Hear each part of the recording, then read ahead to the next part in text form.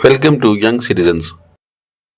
Young citizens ایک ایسا channel ہے جہاں طلباء و طالبات کے لیے 9th اور 10th کلاسز کے تمام مضامین کی ویڈیوز اپلوڈ کی جاتی ہیں۔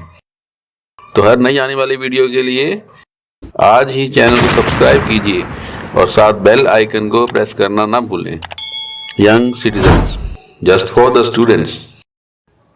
اور ہاں، لائک کرنا تو نہ بھولیں بھائی، جلدی سے لائک کریں پہلے۔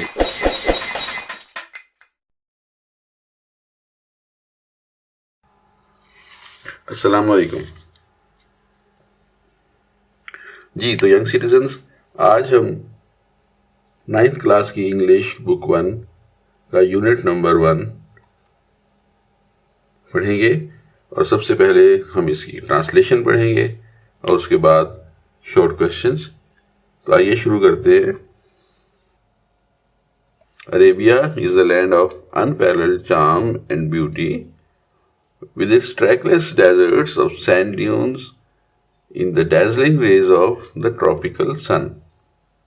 سب سے پہلا جو مشکل لفظ ہے وہ ہے unparalleled charm۔ Arabia is the land یعنی عرب، اور لینڈ مطلب سرزمین، unparalleled charm مطلب بے مثال دلکشی، and beauty اور خوبصورتی، with its trackless deserts پوشیدہ راستوں والے صحرا۔ ٹریکلیس کا مطلب کیا ہوتا ہے کہ جن کو ہم تلاش نہ کر سکیں، گم ہو جائیں راستے، گم ہو جانے والے راستے جن کو ٹریک نہ کیا جا سکے، ایسے صحرا ہے کہ جن کے راستوں کو تلاش نہ کیا جا سکے، اس کے لیے ہم لفظ استعمال کر رہے ہیں پوشیدہ راستوں والے صحرا۔ آف سینڈ ڈیونز، ریت کے ٹیلوں والے ڈیزرٹ سے۔ ان دا ڈیزلنگ ریز آف دا سن، ڈیزلنگ مطلب چمکدار، بہت زیادہ چمکدار، آنکھوں کو چندھیا دینے والی۔ ریز یعنی شعائیں۔ Of the tropical sun, tropical یہاں سمجھنا پڑے گا تھوڑا سا۔ ٹراپیکل اس خطے کے بارے میں کہا جاتا ہے جو کہ زمین کے ایکویٹر والے ایریاز کے قریب قریب واقع ہیں، اور یہاں کی خاصیت یہ ہوتی ہے کہ یہاں پر سورج بہت تیز پڑتا ہے، یہاں پر دن ذرا لمبے ہوتے ہیں۔ تو یہ اسی سورج کی بات کی جا رہی ہے کہ انتہائی گرم خطے والے سورج کی بات کی جا رہی ہے۔ تو اس کا اگر ہم ترجمہ پڑھیں تو بنتا ہے، عرب ایک بے مثال دلکشی اور حسن والی سرزمین ہے جہاں انتہائی گرم خطے والے سورج کی چندھیا دینے والی شعائیں اور ریت کے ٹیلوں میں پوشیدہ راستوں والے صحرا ہیں۔ جی آگے چلتے ہیں۔ Its starry sky has excited the imagination of poets and travelers. It was in this land that the Rasul sallallahu alaihi wasallam was born, in the city of Makkah, which is about 50 miles from the Red Sea.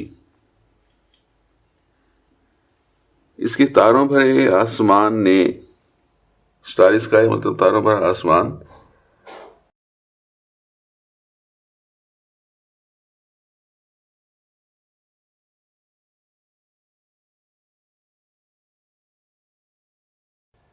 نے پرجوش کر دیا imagination of poets and travellers, یعنی شاعروں اور مسافروں کے تخیلات کو۔ کیونکہ شاعر جب شاعری کرتا ہے تو اس کے پیچھے کوئی تخیلات ہوتے ہیں، کوئی تخیل ہوتا ہے، کوئی سوچ ہوتی ہے، کوئی تصور ہوتا ہے۔ تو imagination of poets and travellers یعنی شاعروں اور مسافروں کے تخیلات۔ It was in this land that Rasul sallallahu alaihi wasallam was born, in the city of Makkah, which is about 50 miles from the Red Sea. تو یہاں پر ایک سوال جو بنتا ہے وہ یہ کہ where is the Makkah situated؟ Where is Makkah situated؟ تو اس ہی پیراگراف میں ایک جگہ پر بتایا جا رہا ہے مکہ، which is about 50 miles from the Red Sea۔ اگر ہم اس کا نقشہ دیکھیں اور وہاں پر ہم اس کو ڈھونڈنے کی کوشش کریں تو یہ دیکھیے، یہ بحیرہ احمر کے ساتھ مکہ ہے، اور مکہ جس ملک میں ہے اس کا نام سعودی عربیہ لکھا ہوا ہے۔ یہ پہلے عرب ہوا کرتا تھا جس کا نام اب سعودی عربیہ ہے۔ تو سوال بتایا گیا تھا کہ where is the Makkah situated? Makkah is situated about 50 miles from Red Sea in Saudi Arabia. ٹھیک ہے، تو سوال تھا where is Makkah situated، تو جواب بنے گا Makkah is situated about 50 miles from Red Sea in Saudi Arabia. تو مکمل اگر ہم ترجمے کی طرف جائیں تو بنتا ہے اس کا has excited the imagination of poets and travelers. It was in this land that the Rasul sallallahu alaihi wasallam was born, in the city of Makkah, which is about 50 miles from the Red Sea. اس کے تاروں پر آسمان نے شاعروں اور مسافروں کے تخیلات کو جلا بخشی. یہی وہ سرزمین مکہ ہے جہاں رسول اللہ صلی اللہ علیہ وآلہ وسلم پیدا ہوئے، جو کہ بحیرہ احمر سے 50 میل کے فاصلے پر واقع ہے. The Arabs possessed a remarkable memory and were an eloquent people. Their eloquence and memory found expression in their poetry. Every year, a fair was held for poetical competitions at Ukaz.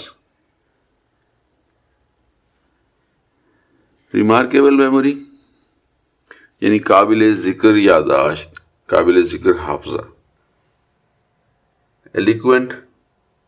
Eloquent people کا مطلب یہ ہے کہ فصیح لوگ. فصیح یعنی وہ فصیح و بلیغ بات کرنا جانتے ہیں، فصاحت ہے ان کی باتوں میں. عرب قابل ذکر یاداشت رکھنے والے فصیح لوگ ہوتے ہیں.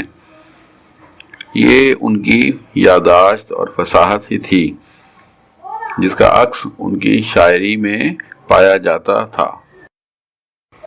ہر سال اکاز کے مقام پر شاعری کے مقابلوں کا ایک میلہ منعقد کیا جاتا تھا.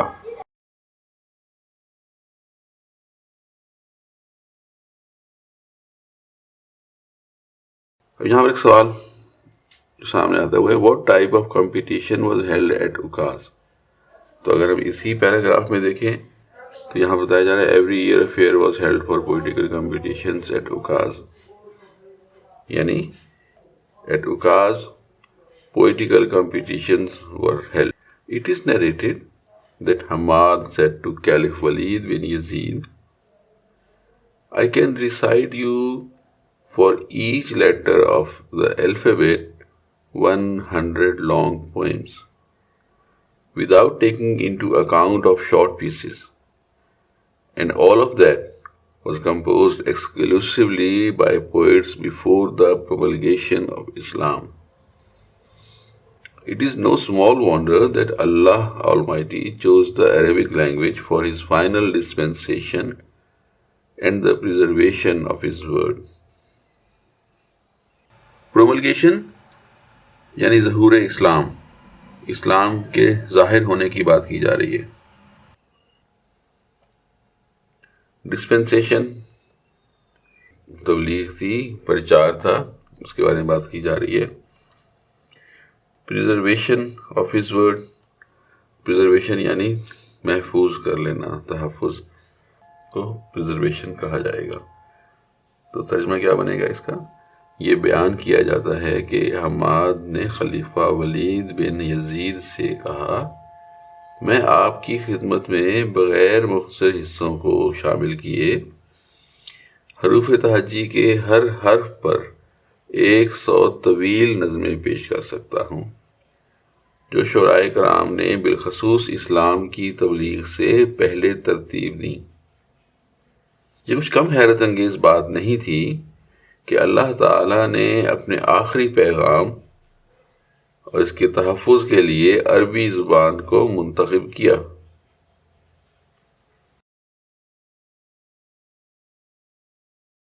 ینگ سٹیزنز ایک ایسا چینل ہے جہاں طلباء و طالبات کے لیے 9th اور 10th کلاسز کے تمام مضامین کی ویڈیوز اپلوڈ کی جاتی ہیں.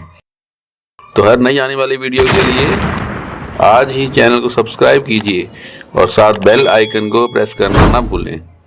Young citizens just for the students. اور ہاں، لائک کرنا تو نہ بھولیں بھائی، جلدی سے لائک کریں پہلے. بسم اللہ الرحمن الرحیم. ینگ سٹیزنز چینل آپ کے لیے ہے، آپ کی تعلیم کے لیے ہے، تو پلیز اس کو سبسکرائب کریں تاکہ مزید بکس، مزید یونٹس کی ٹرانسلیشن، ان کی ایکسرسائزز اور بہت کچھ آپ کے لیے اپلوڈ کیا جا سکے۔ تو جلدی کیجئے، سبسکرائب کیجئے، لائک کیجئے اور بیل آئیکن کو بھی پریس کر دیجئے۔ تو آج ہم شروع کرتے ہیں 9th کلاس کا یونٹ نمبر 2 کی ٹرانسلیشن، جو ہے پیٹریوٹزم پر۔ پیٹریوٹزم کا پہلا پیراگراف، پیٹریوٹزم کہتے ہیں حب الوطنی کو۔ حب الوطن جو ہوتا ہے، جو وطن سے محبت کرتا ہے، حب رکھتا ہے اپنے وطن سے، اسے کہتے ہیں پیٹریوٹ، یعنی حب الوطن، اور پیٹریوٹزم یعنی حب الوطنی۔ Patriotism means love for the motherland or devotion to one's country. A patriot loves his country and is willing to sacrifice when the need arises. The word patriot comes from the Latin word patriota, which means countryman. It is considered a commendable quality. تو مشکل الفاظ کے معنی دیکھتے ہیں۔ سب سے پہلا لفظ ہے پیٹریوٹزم، حب الوطنی، حب الوطن سے نکلا ہے۔ پیٹریوٹ حب الوطن کو کہتے ہیں، اور پیٹریوٹزم کا مطلب حب الوطنی۔ مدر لینڈ، مدر مطلب ماں اور لینڈ مطلب زمین۔ تو اکثر اردو میں کہا کرتے ہیں زمین جو ہے وہ ماں جیسی ہوتی ہے۔ زمین کیا ہوتی ہے؟ ماں کی طرح ہوتی ہے۔ اور مدر لینڈ یعنی وہ زمین، وہ وطن، وہ ایریا، وہ جہاں پہ ہم رہتے ہیں، اسے مادر وطن کہیں گے۔ مادر وطن، مدر لینڈ یعنی مادر وطن۔ ڈیووشن وفاداری، پیٹریوٹ کہیں گے محب وطن کو۔ ولنگ مطلب تیار رہنا، تیار ہونا، اپنے دل سے، اپنی خواہش سے تیار ہونا۔ سیکریفائس یعنی قربان کرنا، لیٹن لاطینی زبان۔ کمینڈیبل یعنی جس کی تعریف کی جا سکے، جو وصف کے طور پر جو ہے بتائی جا سکے، تو وہ کمینڈیبل۔ یہاں کمینڈیبل کوالٹی یعنی کہ ایسی خوبی کہ جس کی تعریف کی جا سکے۔ اب یہاں پر ایک سوال ہم دیکھ سکتے ہیں، how will you define patriotism, یعنی کہ پیٹریوٹزم کی کیا تعریف ہوگی، یا حب الوطنی کی کیا تعریف ہوگی؟ تو اسی پیراگراف میں اس کا جواب بھی موجود ہے۔ Patriotism means love for the motherland اور ڈیووشن ٹو ونس کنٹری، یعنی پیٹریوٹزم کا مطلب ہے کہ مدر لینڈ، مادر وطن کی محبت اور اس کے اپنے ملک سے انسیت یا وفاداری۔ دوسرا سوال یہاں بن سکتا ہے کہ what are the qualities of a patriot, یعنی پیٹریوٹ کی کیا خوبیاں ہونی چاہیے؟ تو جواب سے کیا ہے کہ a patriot loves his country and is willing to sacrifice when the need arise, یعنی ایک حب الوطن وہ ہوتا ہے کہ جو اپنے وطن سے محبت کرے اور جب بھی ضرورت پڑے تو وہ اپنی جان کا نذرانہ یا قربانی دینے کے لیے تیار ہو، خواہش رکھتا ہو۔ تو آئیے اس کی بامحاورہ ترجمے کی طرف چلتے ہیں۔ حب الوطنی کا مطلب مادر وطن کے لیے محبت یا اپنے ملک سے وفاداری ہے۔ ایک محب وطن اپنے ملک سے محبت کرتا ہے اور جب بھی ضرورت پڑے قربانی دینے کے لیے تیار رہتا ہے۔ لفظ محب الوطن لاطینی زبان کے لفظ پیٹریوٹا سے نکلا ہے، جس کا مطلب ہم وطن ہے۔ یہ ایک قابل تعریف خوبی سمجھی جاتی ہے۔ یہاں ہمارا پہلا پیراگراف ختم ہوتا ہے، تو چلتے ہیں دوسرے پیراگراف کی طرف۔ تو پیٹریوٹزم یونٹ نمبر 2 کا paragraph number 2۔ Patriotism gives people the strength and courage to safeguard the interest of the country and nation. For a patriot, the sovereignty, integrity, and the honor of the country are the supreme values on which no compromise can be made. Patriots render sacrifice for the preservation and protection of these values. مشکل الفاظ کے معنی سب سے پہلے safe guard. Safe guard کا مطلب ہے حفاظت کرنا۔ سوورینٹی کا مطلب ہے خود مختاری۔ انٹیگریٹی یعنی سالمیت۔ آنر کا مطلب ہے عزت۔ سپریم یعنی اعلیٰ، سب سے اعلیٰ ترین، اس کو سپریم کہیں گے۔ رینڈر دے دینا، فراہم کرنا۔ پریزرویشن یعنی حفاظت۔ تو آئیے اس کے بامحاورہ ترجمے کی طرف چلتے ہیں۔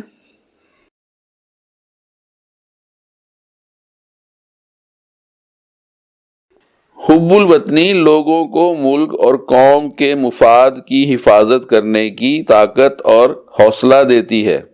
ایک محب وطن کے لیے ملک کی اقتدار اعلیٰ، سالمیت اور احترام بہت اعلیٰ اقدار ہیں جن پر سمجھوتا نہیں کیا جا سکتا۔ محب وطن لوگ ان اقدار کی حفاظت کے لیے قربانیاں دیتے ہیں۔ تو چلتے ہیں پیراگراف نمبر 3 یونٹ نمبر 2 پیٹریوٹزم کا پیراگراف نمبر 3 کی translation. Quaid Azam Muhammad Ali Jinnah was a nation builder and great patriot. He wanted to protect the values, culture and traditions of the Muslims of the subcontinent. He gave the Muslims a sense of identity by securing a separate homeland for them. He said, "We must develop a sense of patriotism which galvanizes us all into one united and strong nation." Culture یعنی ثقافت، traditions یعنی روایات، identity کا مطلب ہے شناخت، home land وطن، گیلونائزز کا مطلب کہ ابھارنا، کسی جذبے کو ابھارنا، یونائٹڈ یعنی کہ متحد۔ یہاں ایک سوال بنتا ہے کہ who led the Muslims of the subcontinent in their struggle for separate homeland؟ جس کا جواب ہمیں اسی پیراگراف میں ملے گا، قائد اعظم محمد Ali Jinnah led the Muslims of the subcontinent in their struggle for separate homeland۔ Culture کا مطلب ہے ثقافت، ٹریڈیشنز یعنی روایات، آئیڈینٹی یعنی شناخت، ہوم لینڈ مطلب مادر وطن، گیلونائز کا مطلب ہے ابھارنا یعنی جوش دلانا، یونائٹڈ یعنی متحد۔ قائد اعظم محمد علی جناح ایک قوم کے معمار اور ایک عظیم حب الوطن تھے۔ وہ بر صغیر کے مسلمانوں کی اقدار، ثقافت اور روایات کو بچانا چاہتے تھے۔ انہوں نے مسلمانوں کے لیے ایک علیحدہ وطن حاصل کر کے ان کو شناخت کا احساس دلایا۔ آپ نے فرمایا، ہمیں حب الوطنی کے احساس کو فروغ دینا چاہیے جو ہم سب کو ایک متحد اور مضبوط قوم بننے پر ابھارتا ہے۔ پیراگراف نمبر 4 یونٹ نمبر 2 پیٹریوٹزم، اس کا ترجمہ، اور اس سے پہلے ہم انگلش کی ریڈنگ کریں گے اور اس کے بعد ہم ترجمہ کریں گے یعنی ٹرانسلیشن کریں گے۔ تو آئیے شروع کرتے ہیں۔ The spirit of patriotism makes us stay alert in the wake of foreign invasion.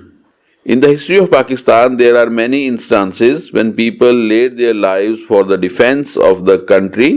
In the wars of 1965, 1971 and the Kargil War, many brave soldiers gave lives in an attempt to protect the homeland. مشکل الفاظ کے معنی، in the wake of کے تناظر میں، invasion مطلب حملہ، instances مثالیں، soldiers یعنی فوجی یا سپاہی یا فوجی جوان کہیں گے یہاں پر، اٹیمپٹ یعنی کوشش کرنا یا ہمت کرنا۔ تو اس کا بامحاورہ ترجمہ کچھ یوں ہوگا، حب الوطنی کا جذبہ ہمیں غیر ملکی حملے کے نتیجے میں چوکس رکھتا ہے۔ پاکستان کی تاریخ میں ایسی بہت سی مثالیں ملتی ہیں جب لوگوں نے اپنے ملک کے دفاع کے لیے اپنی جانیں قربان کر دیں۔ 1965، 1971 اور کارگل کی جنگوں میں بہت سے بہادر سپاہیوں نے مادر وطن کی دفاع کی کوشش میں اپنی جانیں قربان کر دیں۔ Let's move on to the next part of the same paragraph. Paragraph نمبر 4 کا اگلا حصہ شروع کرتے ہیں، یونٹ نمبر 2 پیٹریوٹزم۔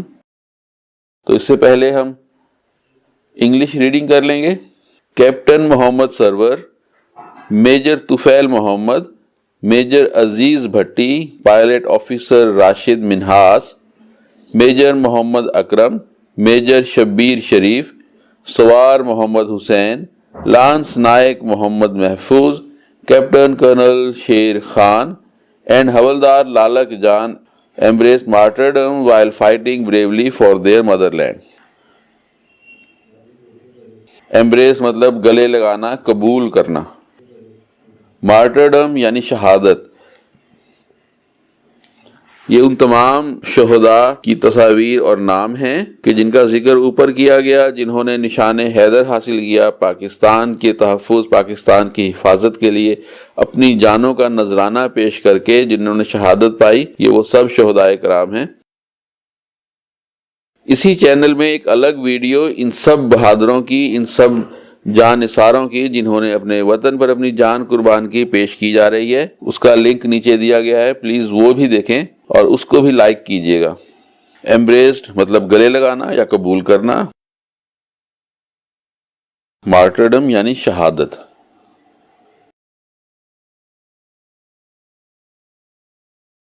4 نمبر پیراگراف کا دوسرا حصہ، آئیے اس کی انگلش میں ذرا ریڈنگ کر لیتے ہیں اور پھر اس کی ٹرانسلیشن کریں گے۔ All of them were awarded Nishan-e-Haidar, the highest military award given to great patriots who lay down their lives for the country. یہاں پر ایک سوال اور بھی ہم بنا سکتے ہیں، What is the highest military award of Pakistan؟ تو کون سا ایوارڈ ہے؟ پاکستان کا سب سے بڑا، سب سے بہترین فوجی ایوارڈ کسے کہتے ہیں؟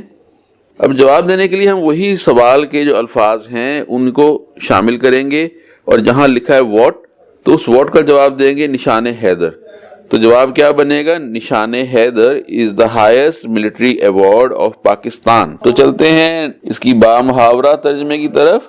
پہلی لائن، ان سب کو اعلیٰ ترین فوجی اعزاز نشان حیدر سے نوازا گیا، جو کہ ان عظیم حب الوطنوں کو دیا جاتا ہے جو ملک کے لیے اپنی جانیں قربان کرتے ہیں۔ Let's move on to paragraph 5 of unit number 2, patriotism۔ تو پہلے اس کی ہم انگلش ریڈنگ کریں گے اور پھر translation. Patriotism therefore is not just a feeling, it is a live spirit that continuously inspires and guides a nation. In the words of S.W. Scott, a man devoid of patriotic spirit is like the one who breathes there, the man with the soul so dead, who never to himself hath said, "This is my own, my native land." مشکل الفاظ کے معنی، live spirit زندہ جذبہ یا بلبلہ کہیں گے، inspire یعنی ابھارنا، ڈیوائڈ یعنی کمی ہونا، نہ ہونا، نیٹو لینڈ سرزمین جہاں پر ہمارے آباء و اجداد رہتے تھے، یعنی کہ ہمارا اپنا ملک۔ اس کے بامحاورہ ترجمے کی طرف چلتے ہیں۔ اس لیے حب الوطنی محض احساس نہیں ہے، یہ ایک ایسا جذبہ ہے جو ایک قوم میں مسلسل جوش پیدا کرتا ہے اور ان کی رہنمائی کرتا ہے۔ S.W. اسکاٹ کے الفاظ ہیں، جو آدمی جذبہ حب الوطنی سے محروم ہے وہ اس شخص کی طرح ہے جو سانس تو لیتا ہے مگر اس کی روح اس قدر مردہ ہو چکی ہوتی ہے کہ کبھی اس نے خود سے بھی یہ نہیں کہا ہوتا کہ یہ میرا اپنا، میرا مادر وطن ہے۔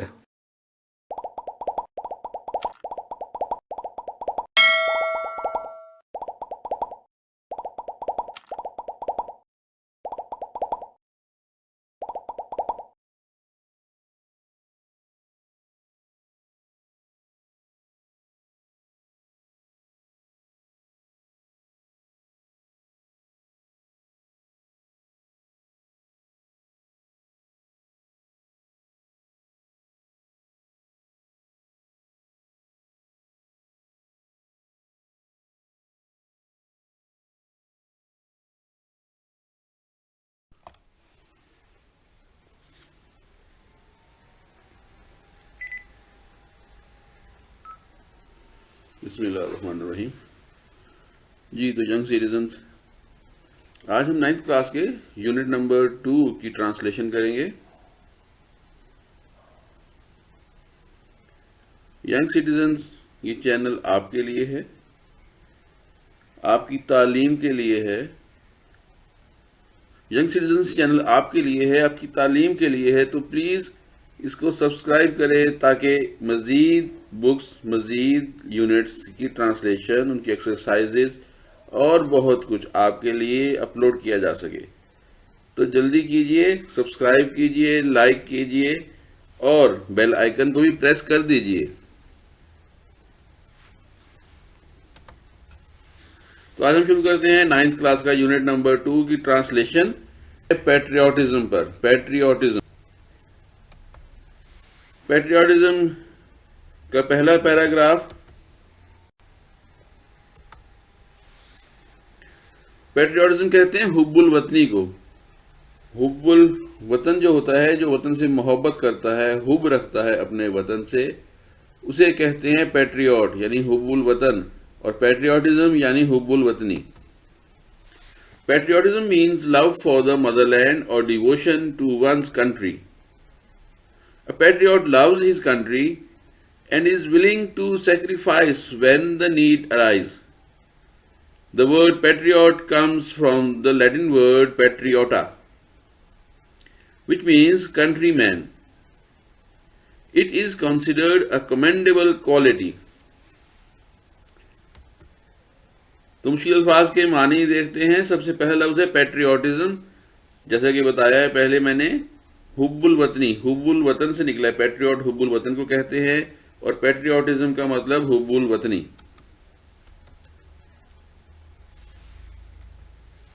مدر لینڈ، مدر مطلب ماں اور لینڈ مطلب زمین. تو ہم اکثر اردو میں کہا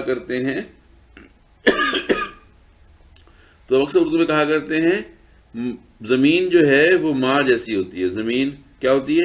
ماں کی طرح ہوتی ہے. اور مدر لینڈ یعنی وہ زمین، وہ وطن، وہ ایریا، وہ جہاں پہ ہم رہتے ہیں، اسے مادر وطن کہیں گے. مادر وطن، مدر لینڈ یعنی مادر وطن. ڈیووشن، جس کی طرف ڈیووٹ ہو جانا، یعنی کہ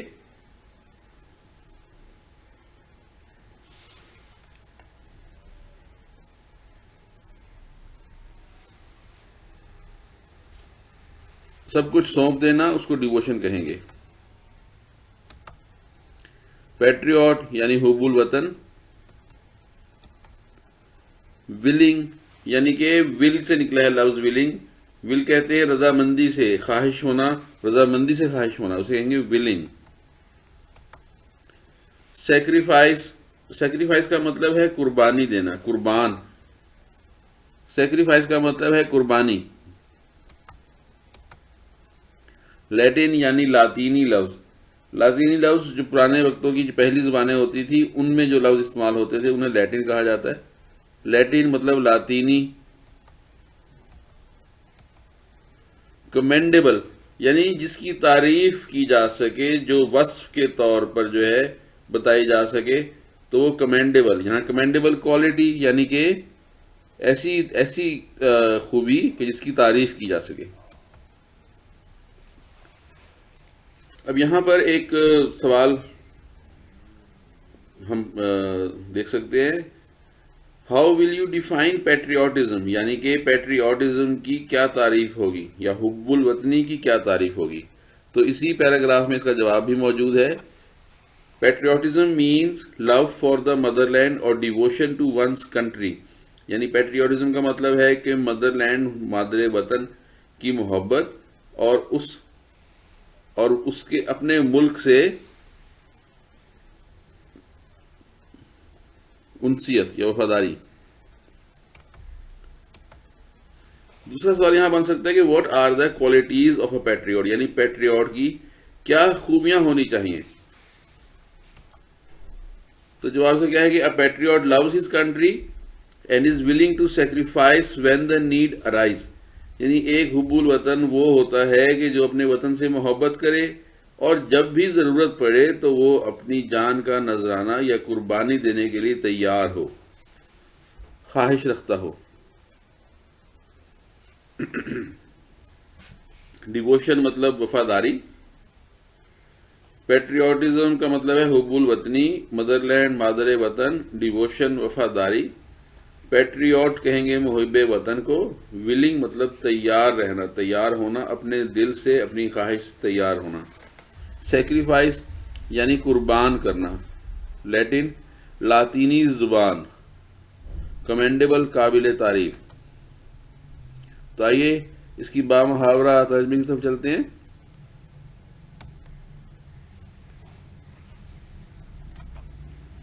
حب الوطنی کا مطلب مادر وطن کے لیے محبت یا اپنے ملک سے وفاداری ہے. ایک محب وطن اپنے ملک سے محبت کرتا ہے اور جب بھی ضرورت پڑے قربانی دینے کے لیے تیار رہتا ہے۔ لفظ محب الوطن لاطینی زبان کے لفظ پیٹریوٹا سے نکلا ہے، جس کا مطلب ہم وطن ہے۔ یہ ایک قابل تعریف خوبی سمجھی جاتی ہے۔ یہاں ہمارا پہلا پیراگراف ہوتا ہے، تو چلتے ہیں دوسرے پیراگراف کی طرف۔ تو پیٹریوٹزم یونٹ نمبر 2 کا paragraph number 2۔ Patriotism gives people the strength and courage to safeguard the interest of the country and nation. Patriotism gives people the strength and courage to safeguard the interest of the country and nation. For a patriot, the sovereignty, integrity, and the honor of the country are the supreme values on which no compromise can be made. Patriots render sacrifice for the preservation and protection of these values. مشکل الفاظ کے معنی سب سے پہلے safe guard. Safe guard سے مراد یہ کہ guard کا مطلب ہوتا ہے حفاظت کرنا، اور سیف کا مطلب محفوظ، یعنی کہ حفاظت کرنا، تحفظ دینا۔ سوورینٹی کا مطلب ہوتا ہے کہ اس کا استحکام، سوورینٹی یعنی استحکام، انٹیگریٹی یعنی مضبوطی، آنر کا مطلب ہوتا ہے عزت،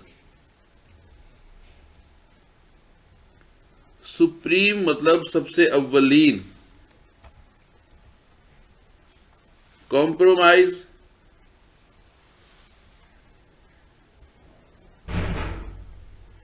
رینڈر کا مطلب ہے دینا، فراہم کرنا، پریزرویشن کا مطلب ہے تحفظ، مطلب sacrifice for the preservation and protection, اس کا مطلب کہ تحفظ اور حفاظت کے لیے قربانی دینا۔ سیف گارڈ کا مطلب ہے حفاظت کرنا۔ سوورینٹی کا مطلب ہے خود مختاری، انٹیگریٹی یعنی سالمیت، آنر کا مطلب ہے عزت، سپریم یعنی اعلیٰ، سب سے اعلیٰ ترین، اس کو سپریم کہیں گے، رینڈر دے دینا، فراہم کرنا، پریزرویشن یعنی حفاظت۔ تو آئیے اس کے با محاورہ ترجمے کی طرف چلتے ہیں۔ حب الوطنی لوگوں کو ملک اور قوم کے مفاد کی حفاظت کرنے کی طاقت اور حوصلہ دیتی ہے۔ ایک محب وطن کے لیے ملک کی اقتدار اعلیٰ، سالمیت اور احترام بہت اعلیٰ اقدار ہیں جن پر سمجھوتا نہیں کیا جا سکتا۔ محب وطن لوگ ان اقدار کی حفاظت کے لیے قربانیاں دیتے ہیں۔ محب وطن لوگ ان اقدار کی حفاظت کے لیے قربانیاں دیتے ہیں۔ تو چلتے ہیں پیراگراف نمبر 3 یونٹ نمبر 2 پیٹریوٹزم کا پیراگراف نمبر 3 کی translation. Quaid Azam Muhammad Ali Jinnah was a nation builder and great patriot. He wanted to protect the values, culture and traditions of the Muslims of the subcontinent. He gave the Muslims a sense of identity by securing a separate homeland for them. He said, "We must develop a sense of patriotism which galvanizes us all into one united and strong nation." Culture یعنی ثقافت، traditions یعنی روایات، identity کا مطلب ہے شناخت، home land پہلے بھی بتا چکے ہیں یعنی مادر وطن، گیلبنائزز کا مطلب کہ ابھارنا، کسی جذبے کو ابھارنا، یونائٹڈ یعنی کہ متحد. ایک سوال بنتا ہے کہ who led the Muslims of the subcontinent in their struggle for separate homeland. جس کا جواب ہمیں اسی پیراگراف میں ملے گا. قائد اعظم محمد Ali Jinnah led the Muslims of the subcontinent in their struggle for separate homeland. Culture کا مطلب ہے ثقافت، ٹریڈیشنز یعنی روایات، آئیڈینٹی یعنی شناخت، ہوم لینڈ مطلب مادر وطن، گیلونائز کا مطلب ہے ابھارنا یعنی جوش دلانا، یونائٹڈ یعنی متحد. نیکسٹ پیراگراف نمبر، تو آئیے اس کی بامحاورہ ترجمے کی طرف چلتے ہیں. حب الوطنی لوگوں کو ملک اور قوم کے مفاد کی حفاظت کرنے کی طاقت اور حوصلہ دیتی ہے. ایک محب وطن کے لیے ملک کی اقتدار اعلیٰ، سالمیت اور احترام بہت اعلیٰ اقدار ہیں جن پر سمجھوتا نہیں کیا جا سکتا. محب وطن لوگ ان اقدار کی حفاظت کے لیے قربانیاں دیتے ہیں.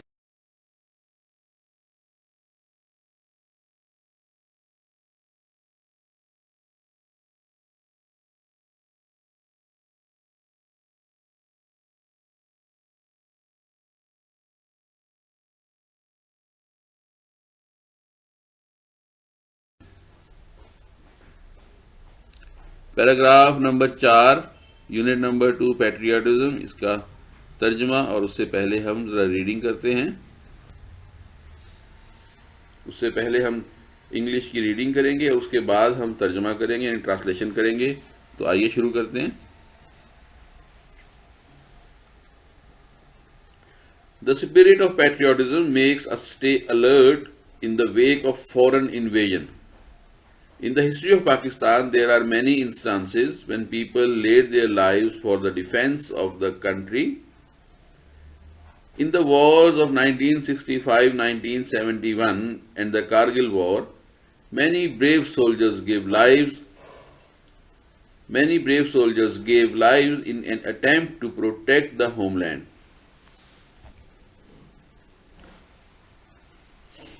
مشکل الفاظ کے معنی: ان دا ویک آف یعنی کہ کے تناظر میں، کی روشنی میں،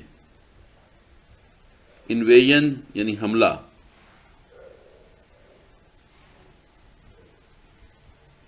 سولجرز کا مطلب ہے فوجی جوان، اٹیمپٹ یعنی کوشش، ان دا ویک آف کے تناظر میں، انویژن مطلب حملہ، انسٹانسز مثالیں، سولجرز یعنی فوجی یا سپاہی یا فوجی جوان کہیں گے یہاں پر، اٹیمپٹ یعنی کوشش کرنا یا ہمت کرنا. تو اس کا بامحاورہ ترجمہ کچھ یوں ہوگا: حب الوطنی کا جذبہ ہمیں غیر ملکی حملے کے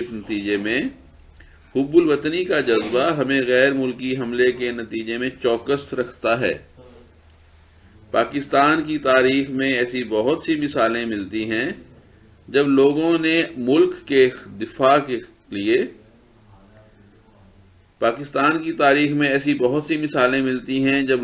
اپنے ملک کے دفاع کے لیے اپنی جانیں قربان کر دیں. 1965، 1971 اور کارگل کی جنگوں میں بہت سے بہادر سپاہیوں نے مادر وطن کی دفاع کی کوشش میں اپنی جانیں قربان کر دیں.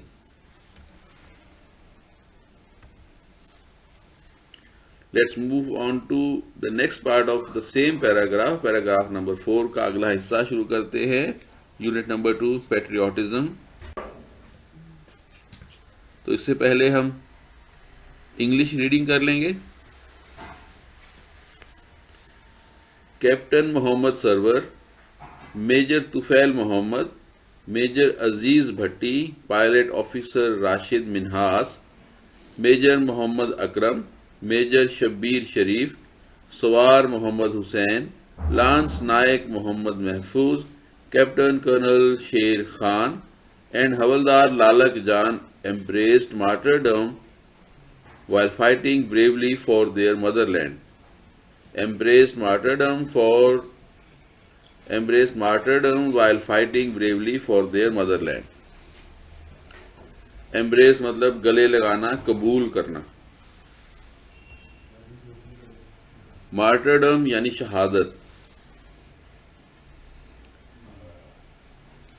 یہ ان تمام شہداء کی تصاویر اور نام ہیں کہ جن کا ذکر اوپر کیا گیا، جنہوں نے نشان حیدر حاصل کیا، پاکستان کے تحفظ، پاکستان کی حفاظت کے لیے اپنی جانوں کا نذرانہ پیش کر کے جنہوں نے شہادت پائی.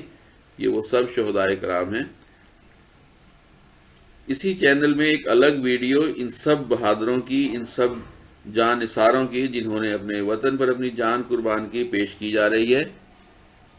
اس کا لنک نیچے دیا گیا ہے، پلیز وہ بھی دیکھیں اور اس کو بھی لائک کیجیے گا.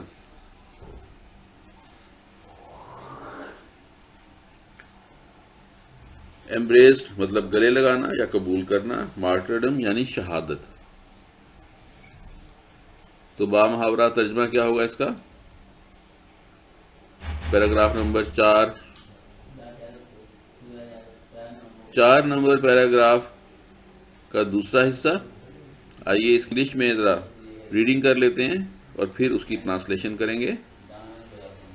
All of them were awarded نشان Haider, the highest military award.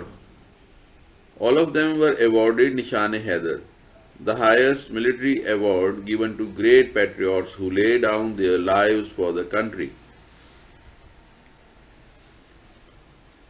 یہاں پر ایک سوال اور بھی ہم بنا سکتے ہیں. What is the highest military award of Pakistan? تو کون سا ایوارڈ ہے پاکستان کی فوج، پاکستان کا سب سے بڑا، سب سے بہترین فوجی ایوارڈ کسے کہتے ہیں؟ اب جواب دینے کے لیے ہم وہی سوال کے جو الفاظ ہیں ان کو شامل کریں گے، اور جہاں لکھا ہے واٹ تو اس واٹ کا جواب دیں گے نشان حیدر. تو جواب کیا بنے گا؟ Nishan Haider is the highest military award of Pakistan. تو چلتے ہیں اس کی با محاورہ ترجمے کی طرف. پہلی لائن، ان سب کو اعلیٰ ترین فوجی اعزاز نشان حیدر سے نوازا گیا جو کہ ان عظیم حب الوطنوں کو دیا جاتا ہے جو ملک کے لیے اپنی جانیں قربان کرتے ہیں. Let's move on to paragraph 5 of unit number 2, patriotism. تو پہلے اس کی ہم انگلش ریڈنگ اور پھر translation. Patriotism therefore is not just a feeling. It is a live spirit that continuously inspires and guides a nation. In the words of S.W. Scott, a man devoid of patriotic spirit is like the one who breathes there. In the words of S.W. Scott, a man devoid of patriotic spirit is like the one who breathes there, the man with the soul so dead, who never to himself hath said, "This is my own, my native land." مشکل الفاظ کے معنی. Live spirit یعنی ایک زندہ روح. Inspires یعنی جذبات ابھارنا. ڈیوائڈ یعنی نہ ہونا. وہ لفظ سنا ہوگا نل اینڈ وائڈ، بالکل ختم، تو وہی ڈیوائڈ. ڈی جہاں پہ آئے گا اس کا مطلب ہوگا انکار، اور وائڈ یعنی کہ بالکل نہ ہونا. نیٹو لینڈ نیٹو لینڈ اس لینڈ کو کہا جاتا ہے، اس سرزمین کو کہا جاتا ہے کہ جو جہاں انسان پیدا ہو، جہاں اس کی آباء و اجداد رہتے ہوں، یا دوسرے الفاظ میں مادر وطن. لائف اسپرٹ زندہ جذبہ، ولولہ. لائف اسپرٹ زندہ جذبہ یا ولولہ کہیں گے. انسپائر یعنی ابھارنا. ڈیوائڈ یعنی کمی ہونا، نہ ہونا. نیٹو لینڈ یعنی مادر وطن.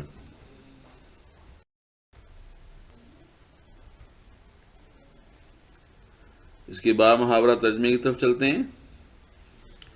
اس لیے حب الوطن محض احساس نہیں ہے، یہ ایک ایسا جذبہ ہے جو ایک قوم میں مسلسل جوش پیدا کرتا ہے اور ان کی رہنمائی کرتا ہے. اس لیے حب الوطنی محض ایک احساس نہیں ہے. اس لیے حب الوطنی محض احساس نہیں ہے، یہ ایک ایسا جذبہ ہے جو ایک قوم میں مسلسل جوش پیدا کرتا ہے اور ان کی رہنمائی کرتا ہے. ایس ڈبلیو اسکاٹ کے الفاظ ہیں، جو آدمی جذبہ حب الوطنی سے محروم ہے وہ اس شخص کی طرح ہے. جو آدمی جذبہ حب الوطنی سے محروم ہے وہ اس شخص کی طرح ہے جو سانس تو لیتا ہے مگر اس کی روح اس قدر مردہ ہو چکی ہوتی ہے کہ کبھی اس نے خود سے بھی یہ نہیں کہا ہوتا کہ یہ میرا مادر وطن ہے. نشان Haider, literally meaning mark of the lion, is Pakistan's highest military gallantry award. The Nishan Haider can only be awarded to members of Pakistan Armed Forces for the highest acts of extraordinary bravery in face of the enemy, in air, land or sea. Although some consider it equivalent to the British Victoria Cross and the United States Medal of Honor, it is unique in that it has so far been awarded only posthumously. Its exclusivity can be gauged by the fact that since Pakistan's independence in 1947, there have been only 10 recipients. Let's look at those 10 brave recipients who not just showed courage and bravery, but also sacrificed their lives for Pakistan. The first Nishan-e-Haider was awarded to Raja Muhammad Sarwar Shaheed. In July 1948, with war in Kashmir in India, Captain Sarwar launched an attack. In July 1948, with war in Kashmir with India, Captain Sarwar launched an attack causing heavy casualties against a strongly fortified enemy position in the Uri sector under heavy machine gun, grenade and mortar fire. On 27 July 1948, he volunteered to cut the enemy's barbed wire barrier to pave way for the move forward of his follow-up comrades. However, while doing so, he received a direct burst of enemy's heavy machine gun fire. He embraced Shahadat at the spot. Major Tufail Muhammad Shaheed of Punjab Regiment during 1958, with border skirmishes with India in the erstwhile East Pakistan, Major Tufail Muhammad was commanding a company of the East Pakistan Rifles near the town of Lakshmipur. The company encircled an illegal Indian post, which was erected by the Indians in violation of the internationally recognized boundary between the two countries. During the enemy action, Major Tufail was mortally wounded but did not stop fighting even at close quarters. In the hand-to-hand encounter that followed, Major Tufail continued to lead his troops till the Indians were driven out, leaving 4 dead and 3 prisoners. However, Major Tufail himself succumbed to his wounds and embraced Shahadat on the 7th of August 1958. Major Raja Aziz Bhatti Shaheed of Punjab Regiment. During the 1965 Indo-Pak War, he was commanding a company in General Area Barki of the Lahore sector. Major Bhatti's defences on the famous BRB Bambawali Ravian Bediyan link canal was subjected to heavy Indian repeated attacks coupled with incessant artillery and tank fire for 5 days and nights. But Major Bhatti and his men stood like a rock. On 10th of September 1965, while he was directing the artillery fire, he was hit by an army tank shell and embraced Shahadat.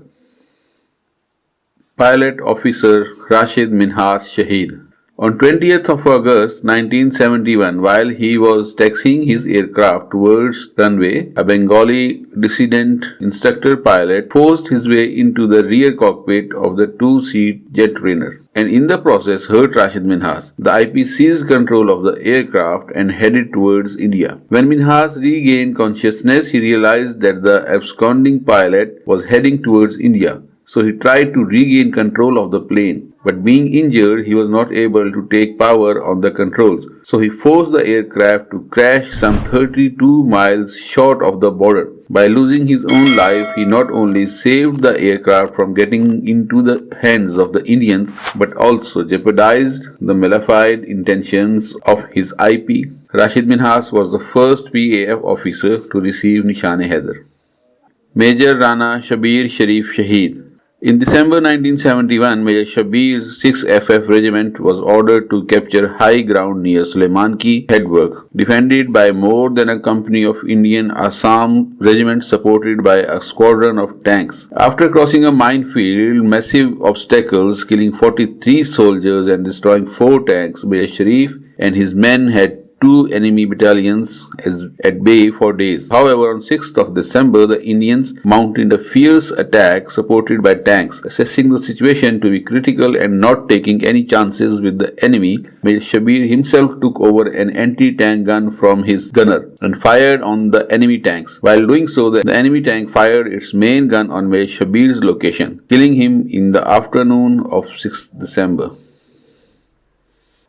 Sawar Muhammad Hussain Janjua Shaheed. Muhammad Hussain Janjua was always eager to perform jobs that were not normally meant for drivers and has always in force fronts to help the others. During the 1971 war, he spotted the enemy digging along a minefield near the village of Harar Khurd. Daring as he was, on his own initiative, he called and directed accurate fire at the enemy, resulting in the destruction of 16 of their tanks. However, while he was still directing fire from a recoilless rifles, he was hit in the chest by a burst of machine gun fire and embraced Shahadat on 10th of December 1971. Major Muhammad Akram Shaheed. During 1971 Indo-Pak War, Major Akram was commanding a rifle company of the 4th FF Regiment in the forward localities of Hilli district. The position held by Major Akram and his company was very vital and had blocked enemy's route of advance. Therefore, it came under continuous and heavy air, artillery and tank attacks for almost 2 weeks despite enemy superiority in both numbers and firepower. Major Akram and his men remained entrenched and repulsed every attack, inflicting heavy casualties on the enemy. The Indians many a time asked him to surrender, but Major Akram refused. Finally, overpowered and fatigued, Major Akram embraced Shahadat, fighting at close quarter battle in the famous Battle of Hilli. Lance Naik Muhammad Mahfuz Shaheed. In 1971 Indo-Pak War, he was serving in the A Company and his unit was deployed on the Wagah Atari sector near Lahore. The enemy advancing elements pinned down his company positions by unceasing frontal and crossfire from automatic weapons. In the process, his machine gun was destroyed by an enemy shell, but it did not dishearten the spirited Lance Naik, who advanced barehanded towards the enemy bunker, whose automatic fire had inflicted heavy casualties. Even though wounded in both legs by shell splinters, when he reached the bunker, he stood up and pounced the enemy, but was hit. Although unarmed and amidst the enemy, he got hold of one of the enemy and was strangling him when another beyonted him to death during the night of 17th December 1971. Captain Colonel Sher Khan Shaheed. Captain Colonel Sher Khan rose to the heights of glory when he emerged as the symbol of mettle and courage during the Kargil conflict on the line of control. He set personal examples of bravery and inflicted heavy losses on the enemy. He defended the 5 strategic posts which he established with his Jawans at the height of some 17,000 feet at Gultari and repulsed many Indian attacks. After many abortive attempts, on July 5, 1998, enemy's 2 battalions ringed the post of Colonel Sher Khan, with the help and unleashed heavy mortar firing and managed to capture some part of the post. Despite facing all odds, he led a counter-attack and recaptured the lost parts. But during the course, he was hit by the machine gun fire and embraced Shahadat at the same post. Havaldar Lalak Jan Shaheed. Although an appointment holder whose task is to after his men and provide administrative support, Havaldar Lalak Jan volunteered himself to be deployed on the front positions located at the Jag Peak in May 1999. Havaldar Lalak Jan repulsed many aggressive ventures and imposed colossal losses on the enemy. On July 7, Havaldar Lalak Jan sustained serious injuries as enemy pounded the area with heavy mortar fire. But despite being injured, he retained his position and frustrated the Indian assault. He, however, succumbed to his injuries at the same post he was defending. Due to his unflinching devotion and undaunted courage, on the recognition of his dedication and commitment to the cause, he was accommodated with the rank of Naik and was made platoon commander. His platoon was given the responsibility to defend Buddha Khanna, where he faced never-ending frontal and crossfire from machine guns. He defended the post with chivalry, which he established with his few Jawans, and repulsed many aggressive ventures by the enemy and imposed colossal losses on them. The enemy used every means to capture the post with 2 companies' attack and heavy shelling, but still managed to hold on to that post with just a handful of men. During the course of action, despite being hit on his chest by artillery fire, he retained his position and frustrated the Indian assault. He succumbed to his injuries on 26th of October 1948. On 14th March 1949, the Defense Council of Azad Jammu and Kashmir adorned him with Hilal-e-Kashmir, posthumous, and on 30th of November 1995, Government of Pakistan initiated the Gazette notification to declare his Hilal-e-Kashmir equivalent to Nishan-e-Haidar.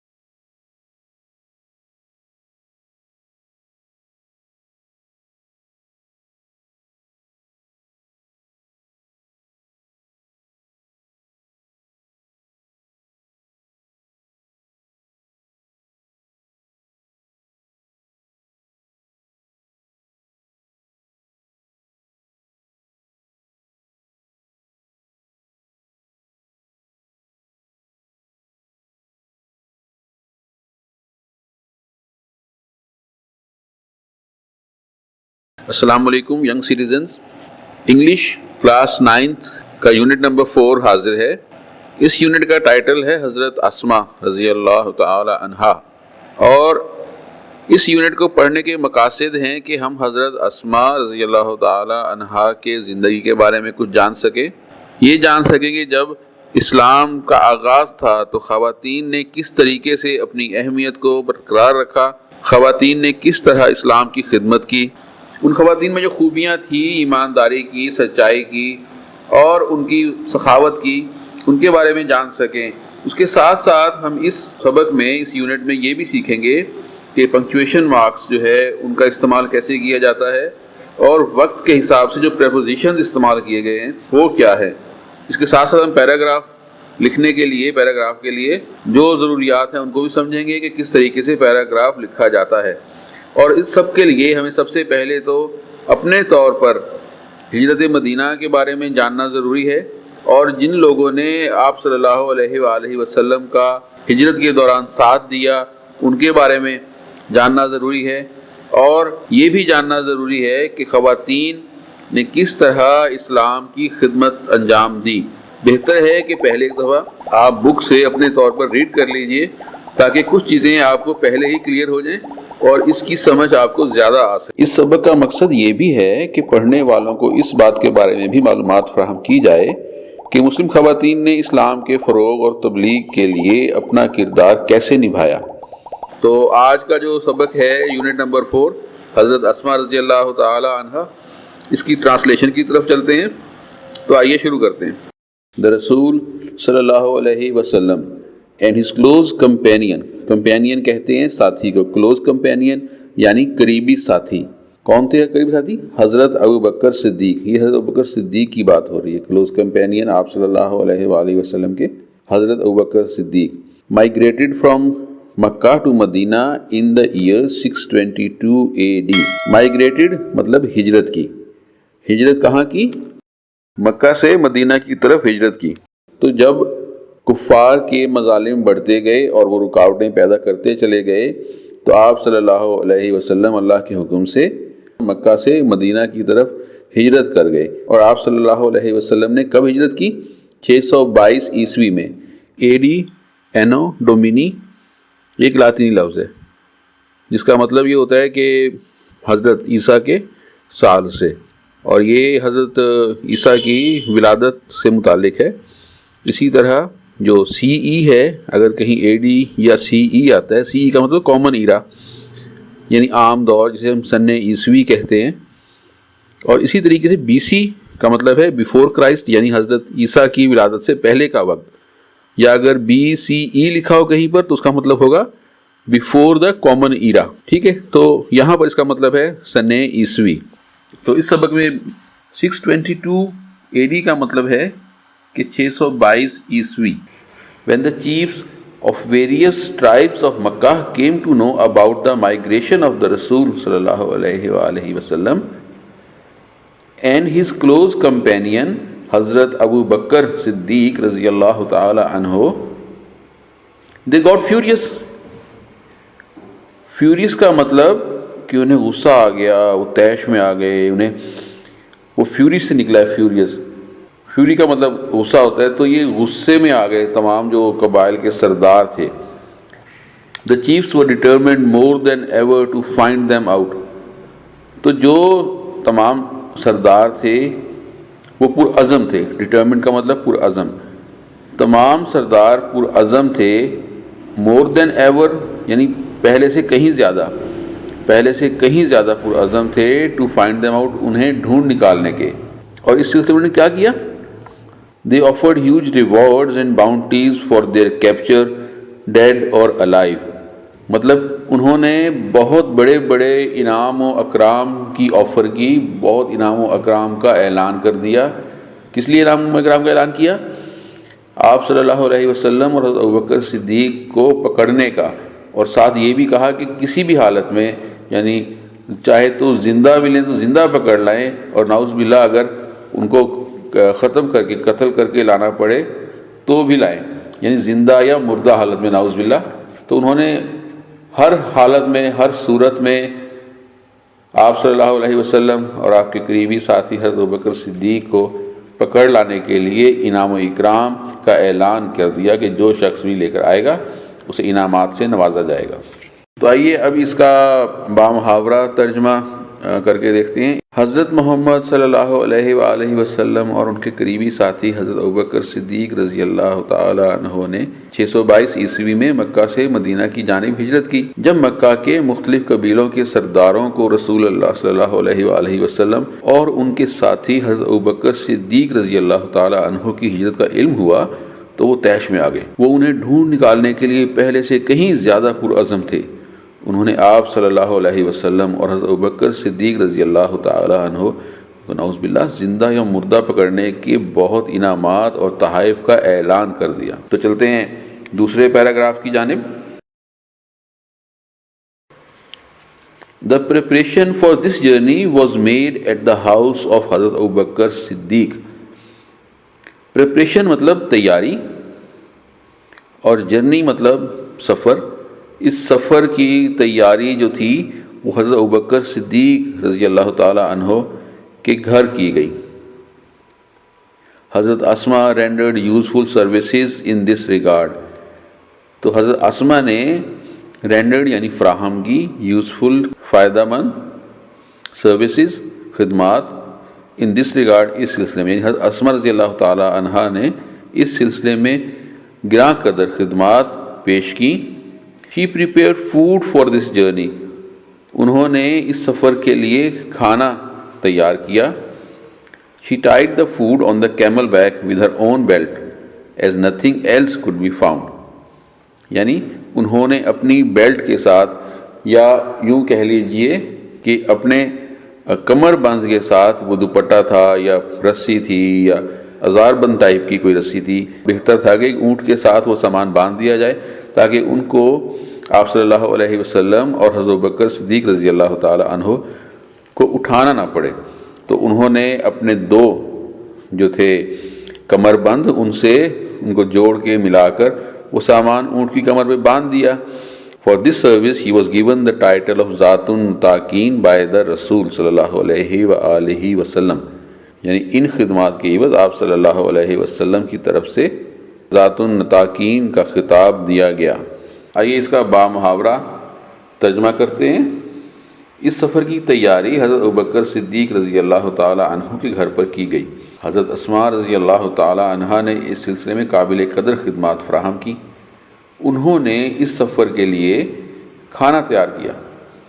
چونکہ اس وقت کچھ اور دستیاب نہیں تھا، اس لیے انہوں نے خوراک کو اپنے ہی دو کمر بند کی مدد سے اونٹ کی پیٹھ کے ساتھ باندھ دیا. ان کی اس خدمت کے اعتراف میں رسول اللہ صلی اللہ علیہ وسلم کی جانب سے انہیں ذات النطاقین کا خطاب دیا گیا. تھرڈ پیراگراف کی طرف چلتے ہیں. During the perilous journey, perilous مطلب پرخطر، during the perilous journey it was very difficult for anyone to supply food to حضرت محمد صلی اللہ علیہ وسلم. کسی کے لیے بھی مشکل تھا آپ صلی اللہ علیہ وسلم کو خوراک پہنچانا. The situation was delicate.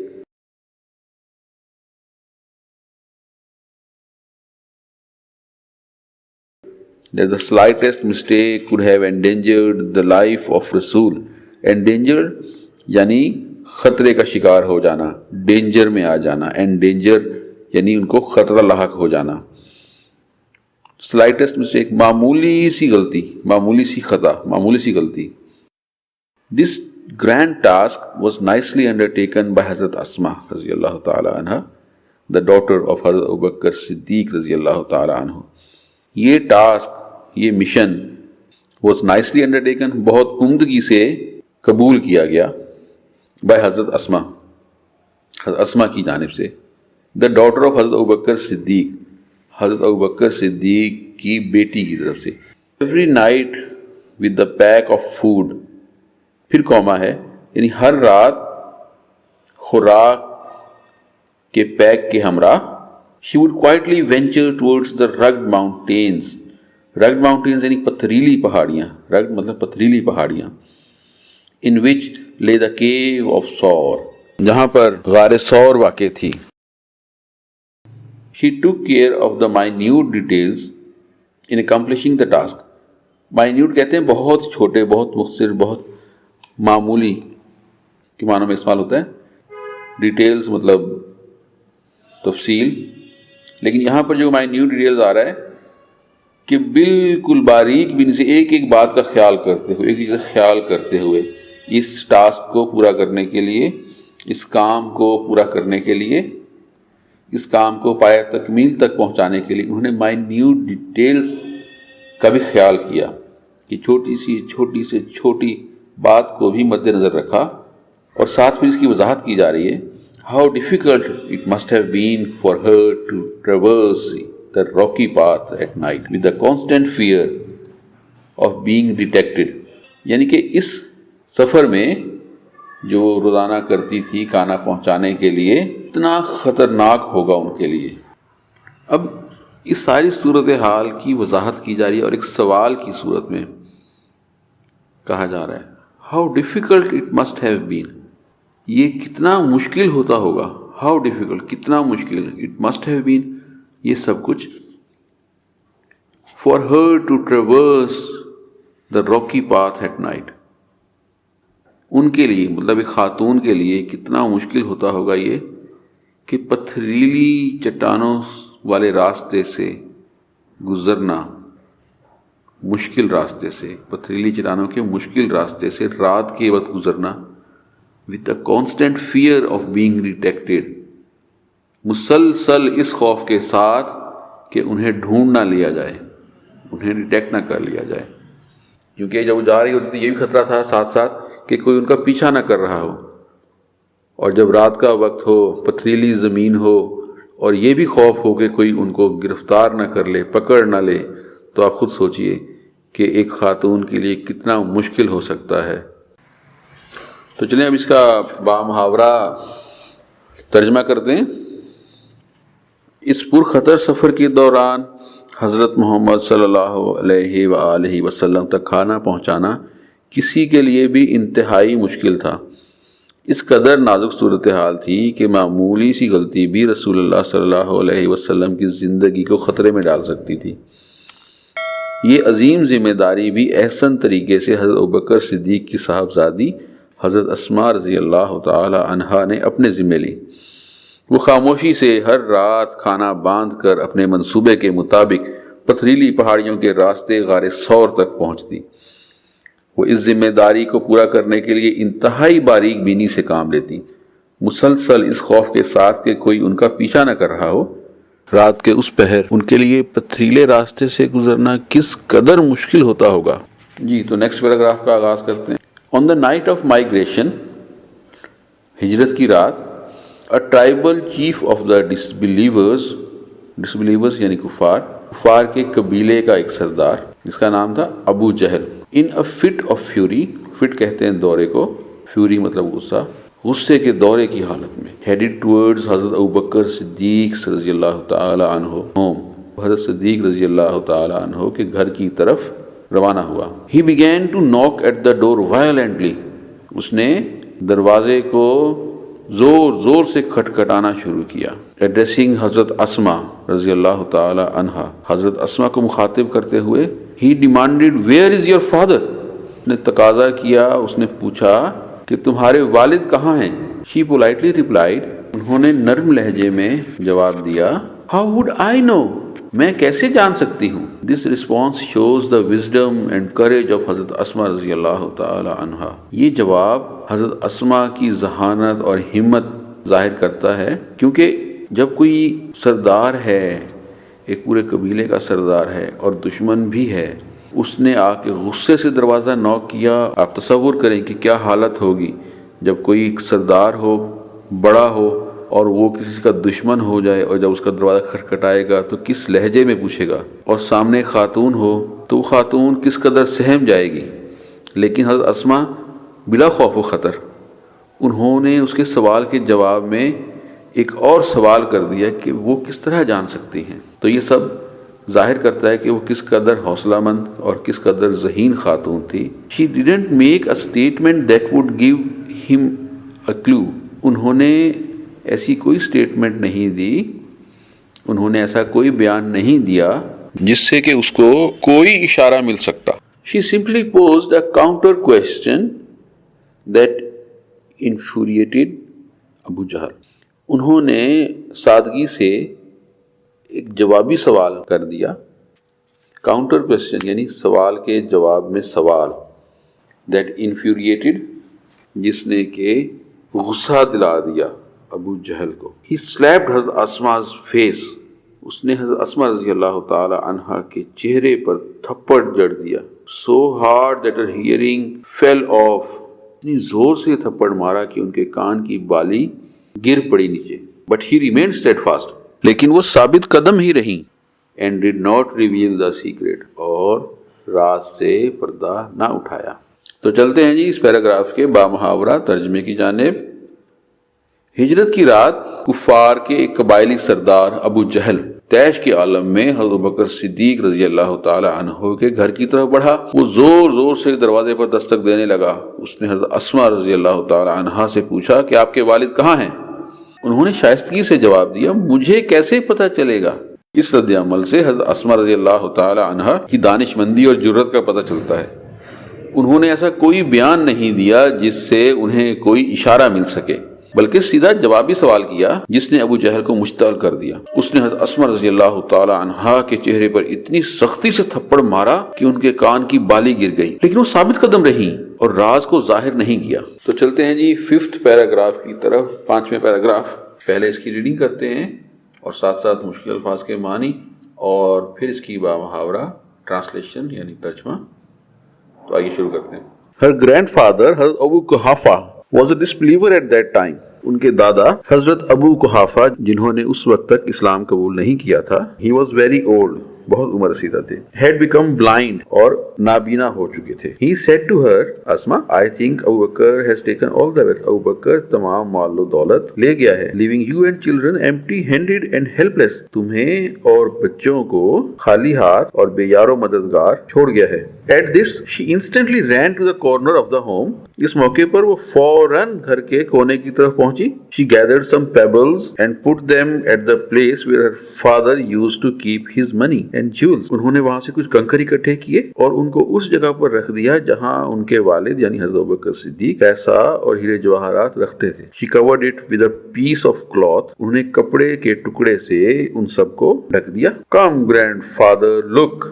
He has left all this for us. تو کیا اپنے دادا سے کیا کہتی ہیں؟ ان سب کنکروں کو کپڑے سے ڈھانپ کر اپنے دادا جو کہ نابینا تھے کہتی ہیں, آئیے دادا جان دیکھیے یہ سب کچھ وہ ہمارے لیے چھوڑ گئے ہیں. اب یہاں پر آپ غور کیجئے کہ دونوں سٹیٹمنٹس میں پہلے جب ابو جہل نے دروازہ کھٹکھٹایا اور پوچھا اور اب جب دادا نے سوال کیا اور پوچھا, دونوں ہی موقعوں پر جو بیان حضرت اسما رضی اللہ تعالی عنہا نے دیا اس میں جھوٹ نہیں ہے. انہوں نے بات سیدھی صاف کی, بغیر جھوٹ بولے, اور بات کا مقصد بھی پورا ہو گیا. پہلے بھی ابو جہل کو ایسا جواب نہ دیا کہ جس سے راز افشا ہو, اور اب اپنے دادا کو بھی ایسا جواب نہ دیا کہ جس سے وہ اور مزید پریشان. وہ جانتی تھی کہ یہ نابینا ہیں, وہ دیکھ تو نہیں سکتے, لیکن انہوں نے جھوٹ بولنے سے بھی اجتناب کیا, جھوٹ بھی نہ بولا اور اپنا مقصد بھی پورا کر لیا. بغیر جھوٹ بولے اپنے دادا کو تسلی بھی دے دی. He touched the cloth and thought it was full of gold and jewels. تو ان کے دادا نے کیا کیا؟ انہوں نے اس کپڑے کو چھوا. جب کپڑے کو چھوا تو اس کے نیچے جو کنکر تھے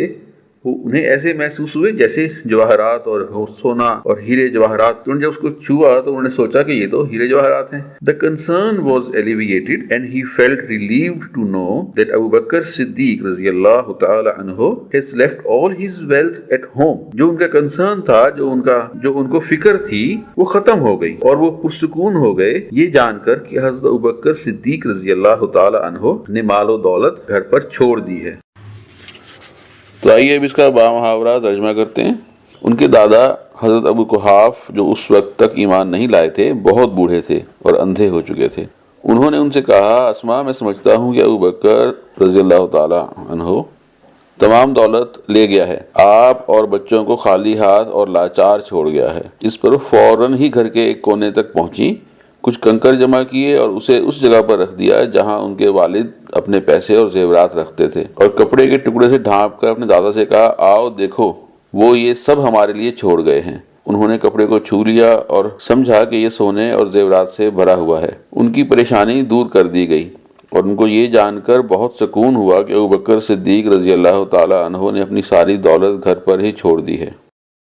جی, تو پیراگراف نمبر 6 کی ٹرانسلیشن سے پہلے ہم ریڈنگ کرتے ہیں اور ساتھ ساتھ مشکل الفاظ کے معنی جانتے ہیں. حضرت اسما رضی اللہ تعالی عنہا was amongst the early few who accepted Islam. حضرت اسما ان چند پہلوں میں شامل تھی جنہوں نے اسلام قبول کیا. She was the daughter of حضرت ابوبکر صدیق رضی اللہ تعالی عنہ and the step sister of حضرت عائشہ صدیقہ رضی اللہ تعالی عنہا. وہ حضرت ابوبکر صدیق کی بیٹی تھی اور حضرت عائشہ صدیقہ رضی اللہ تعالی عنہا کی سوتیلی بہن. She was the wife of حضرت زبیر بن العوام رضی اللہ تعالی عنہ and the mother of حضرت عبداللہ بن زبیر رضی اللہ تعالی عنہ. وہ حضرت زبیر بن العوام کی زوجہ تھی اور حضرت عبداللہ بن زبیر کی والدہ تھی. She died at the ripe age of about 100 years. ripe age یعنی پختہ عمر, پکی عمر. انہوں نے 100 سال کی پختہ عمر میں وفات پائی. حضرت عبداللہ بن زبیر رضی اللہ تعالی عنہ used to say that he had not seen anybody more generous and open-hearted than his aunt Hazrat Aisha radhiyallahu ta'ala anha, and his mother Hazrat Asma radhiyallahu ta'ala anha was so generous that she sold her inherited garden and gave away all the money to the poor and the needy. تو اسما کے جو صاحبزادے تھے حضرت عبداللہ بن زبیر رضی اللہ تعالی عنہ, وہ اکثر کہا کرتے کہ انہوں نے ایسا کوئی بھی نہیں دیکھا جو حضرت عائشہ رضی اللہ تعالی عنہا جو ان کی خالہ اور ان کی والدہ حضرت اسما رضی اللہ تعالی عنہا سے زیادہ سخی اور کھلے دل کا مالک ہو، کھلے دل والا ہو، یہاں تک کہ وہ اتنی سخی تھیں کہ انہوں نے اپنا وراثتی باغ، وہ باغ جو ان کو وراثت میں ملا تھا، ورثے میں ملا تھا، اس کو بیچ کر تمام پیسہ غریبوں اور ضرورت مندوں کے درمیان تقسیم کر دیا، دے دیا۔ انہوں نے اپنا تمام پیسہ جو اس وراثت والے باغ کو بیچ کر حاصل ہوا تھا، غربا اور ضرورت مندوں کو دے دیا، غربا اور ضرورت مندوں کو دے دیا۔ Nobody ever returned empty handed from her doorstep, کوئی بھی ان کی دہلیز سے خالی ہاتھ واپس نہیں جایا کرتا تھا۔ تو آئیے اب اس کا بامحاورہ ترجمہ کرتے ہیں۔ حضرت اسما رضی اللہ تعالی عنہا اسلام قبول کرنے والے ابتدائی چند لوگوں میں شامل تھیں۔ وہ حضرت ابوبکر صدیق رضی اللہ تعالی عنہ کی صاحبزادی اور حضرت عائشہ صدیقہ رضی اللہ عنہا کی سوتیلی بہن تھیں۔ وہ حضرت زبیر بن العوام کی زوجہ اور حضرت عبداللہ بن زبیر رضی اللہ عنہ کی والدہ تھیں۔ انہوں نے تقریباً 100 سال کی پختہ عمر میں وفات پائی۔ حضرت عبداللہ بن زبیر رضی اللہ تعالی عنہ کہا کرتے تھے کہ انہوں نے اپنی خالہ حضرت عائشہ رضی اللہ عنہا سے زیادہ سخی اور کھلے دل والی کسی کو نہیں دیکھا، اور ان کی والدہ حضرت اسما رضی اللہ تعالی عنہا اتنی فیاض تھیں کہ انہوں نے اپنا وراثت والا باغ فروخت کر دیا اور سارا پیسہ غریبوں اور ضرورت مندوں میں تقسیم کر دیا۔ کبھی بھی کوئی ان کی دہلیز سے خالی ہاتھ نہیں لوٹا۔ جی تو آخری پیراگراف کی طرف چلتے ہیں۔ پہلے اس کی ریڈنگ کریں، مشکل الفاظ کے معنی سمجھیں اور پھر ہم اس کا ترجمہ دیکھتے ہیں۔ تو آئیے شروع کریں۔ حضرت اسما رضی اللہ تعالی عنہا will always be remembered for her courage, generosity and wisdom. She had resolute faith in Allah Almighty. حضرت اسما رضی اللہ تعالی عنہا will always be remembered یاد رکھی جائیں گی، always be remembered ہمیشہ یاد رکھی جائیں گی، for her courage اپنی ہمت کی وجہ سے، جنروسٹی فیاضی، اینڈ وزڈم اور اپنے عقل و دانش کی وجہ سے۔ She had resolute faith in Allah Almighty، ان کا اللہ تعالی پر پختہ یقین تھا۔ Her life would always be a beacon of light for all of us، ان کی زندگی ہم سب کے لیے ہمیشہ مشعل راہ رہے گی۔ جی تو آئیے اس کا ہم بامحاورہ ترجمہ کر لیتے ہیں۔ حضرت اسما رضی اللہ تعالی عنہا ہمت، سخاوت اور دانش مندی کے لیے ہمیشہ یاد رکھی جائیں گی۔ وہ اللہ رب العزت پر پختہ یقین رکھتی تھی، ان کی زندگی ہم سب کے لیے ہمیشہ مشعل راہ بنی رہے گی۔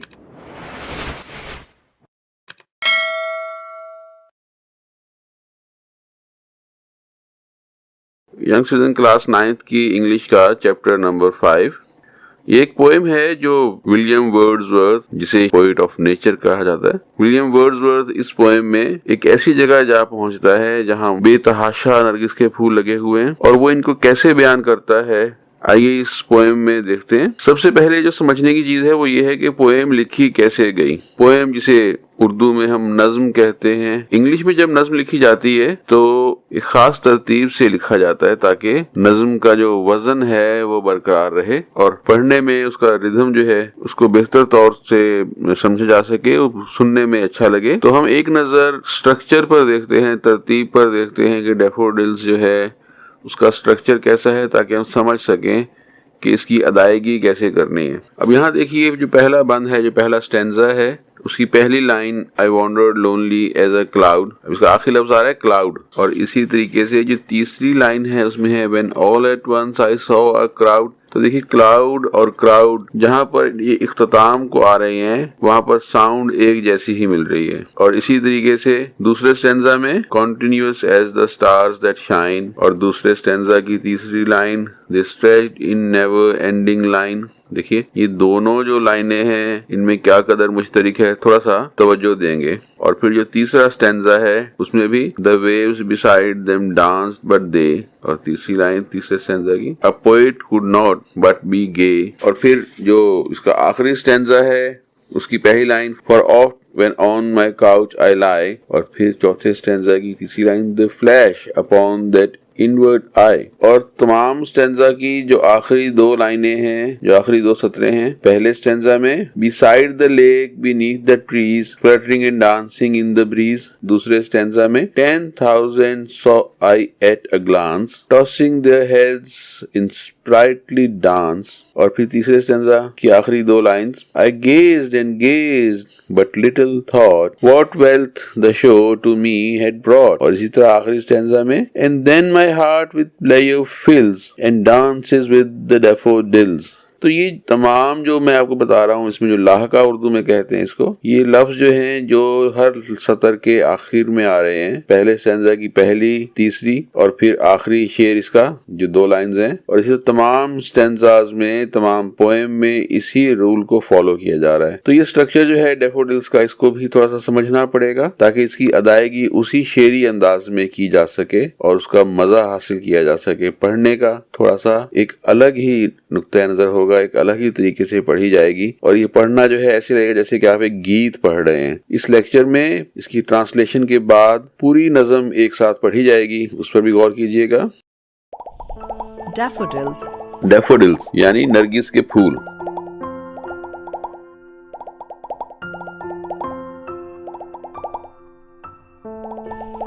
I wandered lonely as a cloud. میں تنہا بادل کی طرح بے مقصد گھوم رہا تھا. تو شاعر نے خود کو ایک بادل سے تشبیہ دی ہے کہ میں تنہا بادل کی طرح بے مقصد گھوم رہا تھا. I wandered lonely as a cloud. In lines میں ایک لفظ ہے wandered. wandered کا مطلب بے مقصد گھومنا. پھر ایک لفظ ہے lonely یعنی تنہا، اسے ہم lonely کہتے ہیں.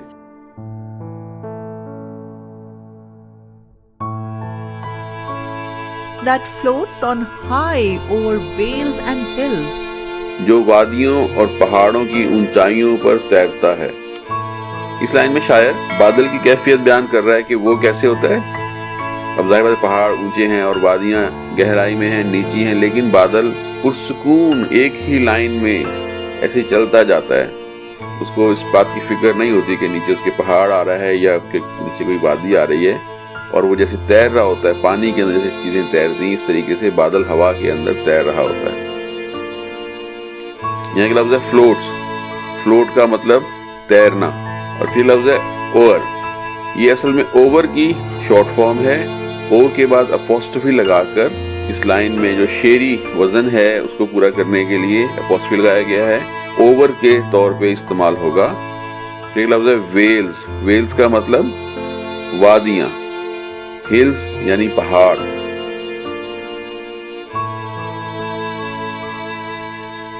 When all at once I saw a crowd. تب اچانک میں نے ایک ہجوم دیکھا.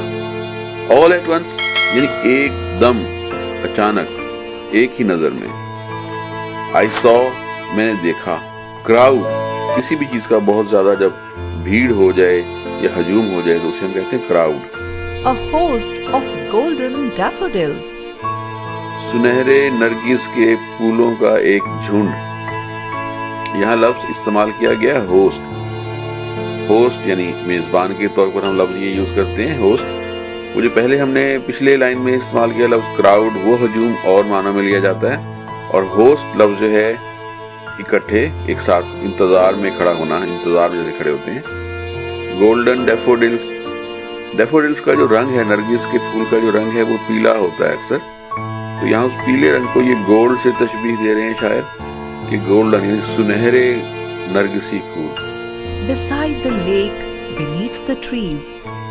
جھیل کے عقب میں، درختوں کے نیچے. تو یاد رہے کہ جو نرگس کے پھول ہیں یہ کیچڑ میں پیدا ہوتے ہیں جہاں پانی زیادہ ہوتا ہے. جھیل کے قریب جیسے پانی زیادہ ہوتا ہے جس جگہ پر، تو وہاں پر نرگس کے پھول پیدا ہوتے ہیں. اور اب شاعر ان کی لوکیشن بتا رہا ہے کہ کس جگہ پر موجود ہیں. تو کہہ رہے ہیں beside the lake یعنی جھیل کے عقب میں، beneath the trees یعنی درختوں کے نیچے. Fluttering and dancing in the breeze. باد صبا میں یا صبح کی ہوا میں، تازہ ہوا ہوتی ہے نا، اس کو کہتے ہیں بریز. باد صبا میں جھومتے اور ناچتے. تو دراصل فلٹرنگ ایسے ناچنے کو کہتے ہیں کہ جس میں کوئی ترتیب نہیں ہوتی، اور ڈانس سے خاص ترتیب سے کیا جاتا ہے. تو شاعر یہاں پر ان دونوں الفاظ کو استعمال کر رہا ہے، فلٹرنگ اینڈ ڈانسنگ، یعنی جھومتے ہوئے اور ناچتے ہوئے. اور کیوں وہ جھوم رہے ہیں ناچ رہے ہیں اس کی وجہ بیان کر رہا ہے کہ جو صبح کی ہوا ہے، جو بریز ہے، اس کو باد صبا کہا جاتا ہے، اردو میں اکثر جگہ پر استعمال ہوتا ہے. اس ہوا کی وجہ سے جو ڈیفوڈلز ہیں، نرگس کے پھول ہیں، وہ جھوم رہے تھے اور ناچ رہے تھے. Continuous as the stars that shine, ستاروں کی مانند مسلسل جو چمکتے ہیں. اب تشبیہ دے رہا ہے شاعر ان ڈیفوڈلز کو ستاروں سے. اور جب ستارے رات کے ٹائم نظر آتے ہیں تو کیسے ہوتے ہیں کہ چمک رہے ہوتے ہیں، شائن کر رہے ہوتے ہیں. اور کیسے ہوتے ہیں؟ کنٹینیوس، مسلسل. یعنی جس طرف بھی آپ آسمان پہ نظر ڈالو آپ کو ستارے ہی ستارے نظر آتے ہیں. and twinkle on the Milky Way, ایسے ستارے جو کہکشاں میں جھلملاتے ہیں. ٹوئنکل آن دا ملکی وے. ٹوئنکل یعنی چمکنا، بجھنا، جھلملانا. تو اس کہکشاں میں وہ چمک رہے ہیں، جل بجھ رہے ہیں. they stretched in never-ending line, وہ نہ ختم ہونے والی قطار میں پھیلے ہوئے تھے. شاعر نے دوبارہ ایک دفعہ اس کو ایک نئی تشبیہ سے نوازا ہے. they stretched in a never-ending line، یعنی وہ نہ ختم ہونے والی قطار میں پھیلے ہوئے تھے. یعنی جس طرف بھی نظر جا رہی تھی اس کی، اور ایک ہی لائن میں اس کو ایسے جب دیکھا اس نے، اس کو لگا کہ یہ ایک ہی قطار میں ستاروں کی طرح پھیلے ہوئے ہیں. اور مختلف قطاروں میں یہ لگائے جاتے ہیں ڈیفوڈلز. along the margin of a bay, بے کہتے ہیں ساحل کو، اور مارجن یعنی کنارہ. along the margin of the bay یعنی کہ جو اس کے ساحل کا، اس جھیل کے جو ساحل یعنی کنارہ ہے اس کے ساتھ ساتھ. 10,000 saw I at a glance, میں نے ایک ہی جھلک میں 10,000 دیکھے. گلے نرگس اتنی تعداد میں نظر آئے گی. اس نے اس کے لیے لائن لکھی 10,000 I saw at a glance. ایک ہی نظر میں، ایک ہی جھلک میں اس کو جیسے 10,000 دکھے. tossing their heads in sprightly dance. یکسوئی سے ناچتے ہوئے، اپنے سر دھنتے ہوئے. پہلے اس نے کہا تھا کہ فلٹرنگ اینڈ ڈانسنگ، تو اب یہاں پہ کہہ رہا ہے کہ tossing their heads in sprightly dance. ابھی اس ڈانس کی قسم کی وضاحت کر رہا ہے کہ کس طریقے سے اس کو ناچتے ہوئے نظر آئے، کہ سب ایک ہی طریقے سے ایسے ہل رہے ہیں اپنے کیونکہ جو پودا ہے نرگس کا اس کے سب سے اوپر وہ پھول ہوتا ہے. اس پھول کو تشبیہ دے رہا ہے وہ سر سے، کہ اپنے جو سر ہیں کو وہ ایسے دھن رہے تھے کہ سب جیسے ایک ساتھ اکٹھے وہ ایک ڈانس کی صورت میں، ایک ناچ کی صورت میں اپنے سروں کو ہلا کر جھوم رہے ہوں. The waves beside them danced, but they, ان کے عقب میں لہریں بھی ناچ رہی تھیں، مگر وہ تو اس کو پھول دیکھتے دیکھتے نظر پڑی اس کے عقب میں دوبارہ اسی جھیل پہ. تو وہاں پانی کی لہریں بھی اس کو ایسے ہوا کے ساتھ لہراتی ہوئی نظر آئیں. outdid the sparkling waves in glee. اب وہ خوشی میں چمچماتی لہروں سے بھی بازی لے گئے. یعنی جو اس کو پھول تھے وہ اتنے اچھے لگے کہ اس کے محسوس ہوا کہ جو لہریں ہیں وہ پھولوں کے مقابلے میں کچھ بھی نہیں. A poet could not but be gay. یہاں یہ اپنی بات بیان کر رہا ہے کہ شاعر جو ہے وہ سوائے خوش ہونے کے اور کیا ہو سکتا ہے. خوش ہونے کے علاوہ شاعر کیا ہو سکتا ہے. یعنی اس کو اتنی خوشی محسوس ہوئی اس منظر کو دیکھ کر، کھو گیا اس میں وہ. اور وہ سوچ رہا ہے کہ مجھے یہ منظر دیکھ کے، اپنی بات کر رہا ہے شاعر تو خود ہے نا وہ، تو وہ کہہ رہا ہے کہ خوش ہونے کے علاوہ شاعر کیا ہو سکتا ہے. یعنی مجھے خوشی محسوس ہوگی اور اس کو الفاظ میں بیان نہیں کر پا رہا شاعر. تو اس لیے وہ کہتا ہے کہ اور کیا ہو سکتا ہے جو میں خوش ہوں، اس سے بڑھ کر تو اور کچھ بھی نہیں. In such a jocund company. Such a jocund company, یعنی جوکنڈ مطلب خوش کر دینے والی، کمپنی مطلب محفل، ساتھ جو ہوتا ہے لوگوں کا، اسے کمپنی کہتے ہیں. تو ایسی خوش کر دینے والی محفل میں، اب یہ پچھلی جو لائن گزری ہے اس کی مزید وضاحت کر رہا ہے کہ شاعر خوش ہونے کے علاوہ کیا ہو سکتا ہے ایسی محفل I میں. gazed and gazed, but little thought. اب شاعر اپنی کیفیت بیان کر رہا ہے. میں گمسم مگر دیکھتا رہا اور دیکھتا ہی رہا. یعنی شاعر کو دیکھ کر کھو گیا اپنے خیالات میں، یا اس کو کوئی اور خیال آیا ہی نہیں سوائے ان پھولوں کے، اور وہ کوئی خوشی محسوس ہو رہی تھی. اس خوشی میں وہ گمسم یعنی little I thought. What wealth the show to me had brought. نظارے سے مجھے کیا دولت ملی. اب شاعر اس نظارے کی قدر و قیمت کی بات کر رہا ہے کہ جو اس نے دیکھا اس سے کیا ملا اس کو. وہ دولت ملی, وہ سب کچھ ملا اس کو اس دیکھ کر ٹرائی کرتا وہ. اب وہ دولت جو تھی کیا تھی وہ؟ For oft, when on my couch I lie, اکثر اپنے بستر میں جب میں لیٹا ہوتا ہوں. یہ اس کیفیت کو بیان کر رہا ہے کہ وہ جو سوچ جو وہاں سے اس نے حاصل کی, جو اس نے وہ دیکھے نرگس کے پھول جھیل کے کنارے اور وہ ہوا جس سے وہ لہرا رہے تھے. تو جب بھی وہ کبھی اپنے بستر میں لیٹا ہوتا ہے, اور جب وہ لیٹا ہوتا ہے یعنی in vacant or in pensive mood, خالی ذہن یا پریشانی کے عالم, جب انسان لیٹا ہوتا ہے اپنے پاس ٹائم میں تو یا تو سوچ رہا ہوتا ہے سارا دن میں کیا کچھ کیا اس نے, یا کچھ بھی نہیں, ذہن خالی ہوتا ہے. تو یہاں پر ویکنٹ یعنی خالی, اور پینسو یعنی تھاٹ فل کہہ لیں, یعنی کچھ سوچ رہا ہے, ذہن خیالوں سے جب بھرا ہوا ہو یا خالی ہو. اور وہ انسان جب رات کے وقت اپنے بستر میں لیٹا ہوا ہو تو کیا خیالات آتے ہیں؟ ان سب خیالات میں they flash upon that inward eye, ایک لمحے کو وہ چشمے تصور میں آ جاتے ہیں.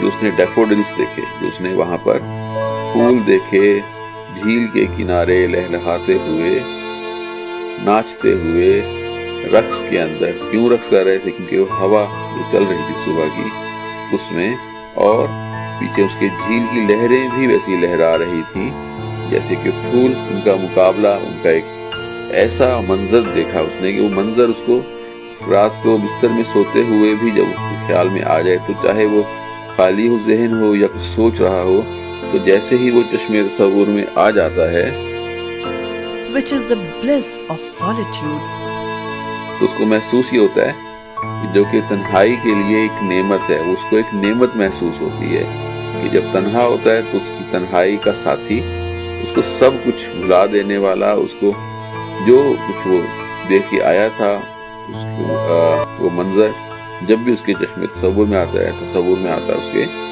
تو کیا ہوتا ہے کہ وہ سب کچھ بھول جاتا ہے اور دوبارہ سے خوشی کا احساس ہوتا ہے. اس کو ایک ایسی راحت محسوس کرتا ہے کہ جو ایک نعمت ہے تنہائی کے لیے. and then my heart with pleasure fills, جو اس کا دل ہے وہ سب سوچ کر, اس کو خیالات میں آ کر اس کا دل جو ہے وہ خوشی سے بھر جاتا ہے. and dances with the daffodils, اور بالکل ویسے ہی جیسے کہ گل نرگس کے پھول رقص کر رہے تھے ویسے اس کا دل بھی جھومنے لگتا ہے اور رقص کرنے لگتا ہے, اور اس کو وہی احساس ہوتا ہے, وہی محسوس کرتا ہے کہ جیسے وہ بھی پھولوں کے درمیان ہے, اور اس کا دل بھی ویسے ہی جیسے کہ ڈیفوڈلز گل نرگس کے پھول رقص کرتے ہوئے اس کو محسوس ہوئے تھے, ویسے ہی وہ اپنے دل کو بھی اسی حالت میں محسوس کر رہا ہوتا ہے.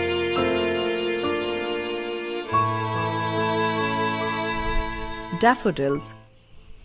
I wandered lonely as a cloud that floats on high over vales and hills, when all at once I saw a crowd, a host of golden daffodils, beside the lake, beneath the trees, fluttering and dancing in the breeze, continuous as the stars that shine and twinkle on the Milky Way. They stretched in never-ending line along the margin of a bay. 10,000 saw I at a glance, tossing their heads in sprightly dance. The waves beside them danced, but they outdid the sparkling waves in glee. A poet could not but be gay in such a jocund company. I gazed and gazed, but little thought what wealth the show to me had brought. For oft, when on my couch I lie, in vacant or in pensive mood, they flash upon that inward eye, which is the bliss of solitude. And then my heart with pleasure fills, and dances with the daffodils.